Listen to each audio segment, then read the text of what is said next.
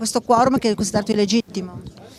Ma guardi, è un diritto di tutti i cittadini ricorrere al TAR. Come si dice in Italia, un ricorso non si nega più a nessuno. Staremo a vedere poi il Tribunale cosa dice. Noi pensiamo di aver fatto le carte e aver fatto soprattutto le procedure come andavano fatte, punto. Poi prendo anche atto che 8 cittadini su 10 non sono andati a votare. Così il presidente di regione Luca Zaia sulla validità o meno del quorum in questo quinto referendum sulla divisione tra Mestre e Venezia, che come è noto era soltanto di tipo consultivo. Torneranno alla carica.